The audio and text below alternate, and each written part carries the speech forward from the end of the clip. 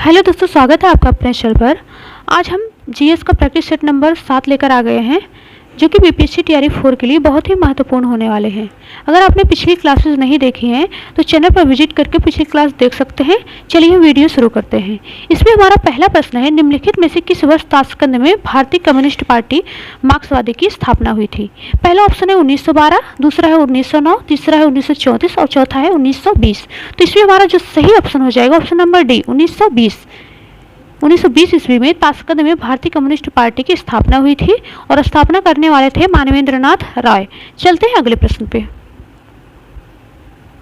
अगला प्रश्न है, भारतीय स्वतंत्रता आंदोलन के भारत छोड़ो आंदोलन के दौरान फांसी की सजा के दौरान शहीद होने वाले इकलौते क्रांतिकारी निम्न में से कौन थे? तो पहला ऑप्शन है कन्हैयालाल माणिकलाल मुंशी, दूसरा है कुशल कुमार, तीसरा है पोट्टी श्री रामुलु और चौथा है सेनापति बापट।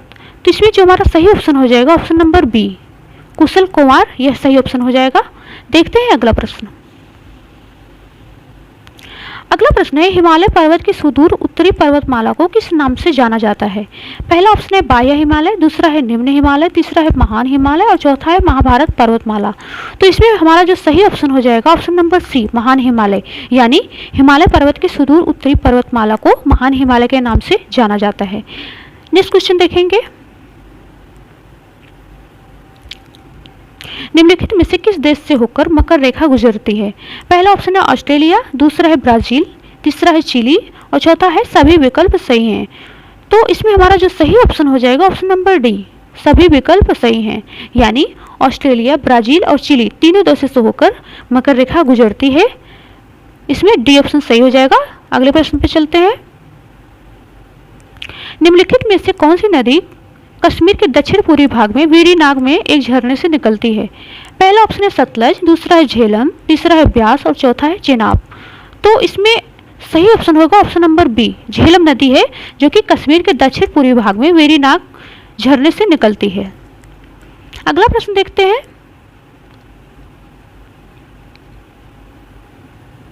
मृदा संरक्षण की निम्नलिखित प्रक्रियाओं में से किसको मल्चिंग कहा जाता है? पहला ऑप्शन है परिरेखाओं मेड़ों के समांतर अवरोध बनाने के लिए पत्थर, घास और मिट्टी का उपयोग किया जाता है। दूसरा है पानी के बहाव को धीमा करने के लिए चट्टानों का ढेर लगा दिया जाता है।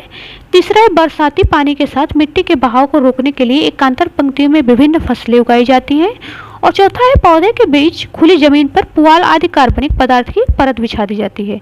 तो इसमें हमारा जो सही ऑप्शन हो जाएगा ऑप्शन नंबर डी, पौधे के बीच खुली जमीन पर पुआल आदि कार्बनिक पदार्थ की परत बिछा दी जाती है, जिसको क्या बोला जाता है? जिसको मल्चिंग बोला जाता है। तो इसमें ऑप्शन नंबर डी सही हो जाता है। चलते हैं अगले प्रश्न पे।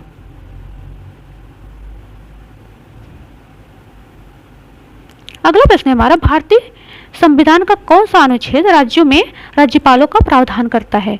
तो राज्यों में जो राज्यपालों का प्रावधान करता है वह अनुच्छेद होता है अनुच्छेद 153, जिसमें बोला गया है प्रत्येक राज्य के लिए एक राज्यपाल होगा, परंतु एक ही व्यक्ति को 2 या 2 से अधिक राज्यों का राज्यपाल नियुक्त किया जा सकता है। तो अनुच्छेद 153 दिया गया ऑप्शन नंबर डी। तो इसमें ऑप्शन नंबर डी सही हो जाता है। नेक्स्ट क्वेश्चन देखते हैं।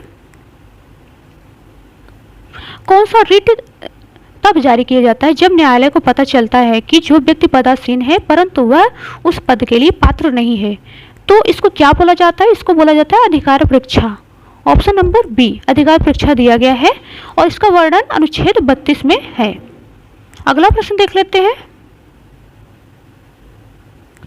भारतीय संविधान के किस अनुच्छेद के अनुसार कोई व्यक्ति संसद की किसी सीट को भरने के लिए चुने जाने के लिए तब तक अर्हित नहीं होगा जब तक कि वह भारत का नागरिक न हो?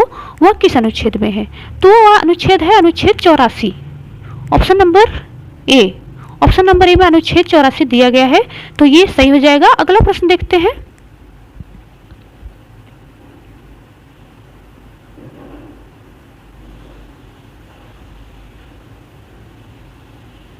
ब्रिटेन के किस कानून के द्वारा भारतीय प्रतिनिधियों को भारतीय विधान परिषदों यानी इंडियन लेजिस्लेटिव काउंसिल के चुनाव में पहली बार सीटों का आवंटन किया गया था?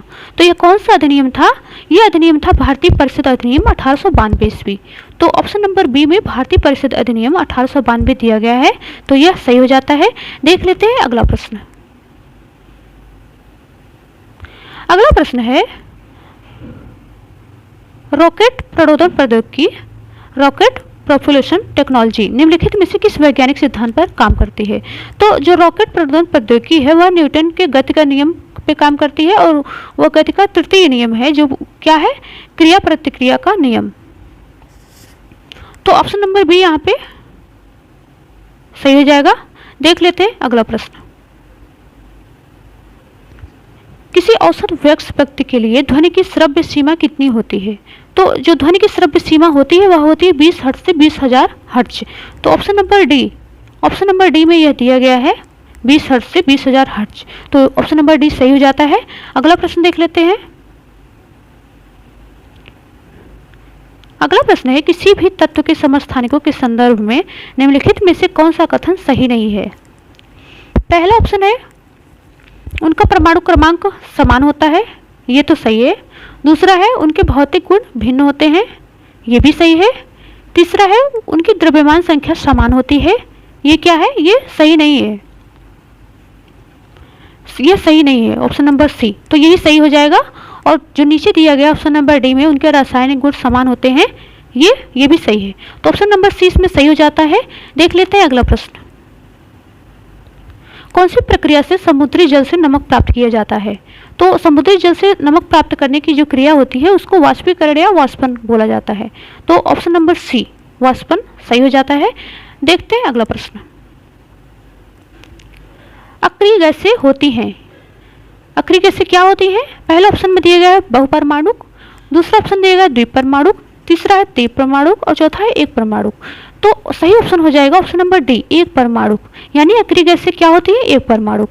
तो इसमें डी ऑप्शन सही हो जाता है। देख लेते हैं अगला प्रश्न। कोशिका की ऊर्जा मुद्रा के रूप में किसे जाना जाता है? तो कोशिका की जो ऊर्जा मुद्रा होती है उसको बोला जाता है एटीपी को, यानी adenosine triphosphate. Option number B इसमें सही हो जाता है। अगला प्रश्न देख लेते हैं। जीन के जिस समूह की क्रिया को डीएनए साइट से समन्वित किया जाता है उसको क्या कहते हैं? तो जीन की जिस समूह की प्रक्रिया को डीएनए साइट से समन्वित किया जाता है उसको बोला जाता है ओपेरॉन। तो ऑप्शन नंबर बी ओपेरॉन इसमें दिया गया है, तो ये सही हो जाता है। अगला प्रश्न देख लेते हैं। अगला प्रश्न है हमारा, पुरुष में पुरुषत्व के लिए कौन सा गुणसूत्रीय संयोजन उत्तरदायी है? पहला ऑप्शन है XO, दूसरा है YO, तीसरा है XX और चौथा है XY। तो इसमें जो हमारा सही ऑप्शन हो जाएगा ऑप्शन नंबर डी XY, ये सही हो जाएगा। चलते हैं अगले प्रश्न पे। अगला प्रश्न है मनुष्य में आमाशयी ग्रंथियों से स्रावित होने वाला वह कौन सा अम्ल है जो भोजन के पाचन में सहायता करता है? तो भोजन के पाचन में जो सहायता करने वाला अम्ल होता है वह होता है हाइड्रोक्लोरिक अम्ल। हाइड्रोक्लोरिक अम्ल इसमें ऑप्शन नंबर सी में दिया गया है, तो यह सही हो जाता है। अगला प्रश्न देखते हैं। लेसल पतु किस भारतीय राज्य का लोक नृत्य है? तो लेसल पतु जो लोक नृत्य है वह है नागालैंड का। ऑप्शन नंबर ए यहाँ पे सही हो जाता है। अगला प्रश्न देख लेते हैं। पारंपरिक लोक नृत्य धानगरी गजा का संबंध किस राज्य से है? तो जो धानगरी गजा है उसका संबंध है महाराष्ट्र राज्य से। Option number C. इसके अलावा महाराष्ट्र के जो अन्य लोक नृत्य हैं लावणी, नकटा, तमाशा आदि हैं। नेक्स्ट क्वेश्चन पे चलते हैं। द बुद्धा एंड हिज धम्म इस पुस्तक के लेखक कौन है? तो इस पुस्तक के लेखक हैं डॉक्टर भीमराव अंबेडकर।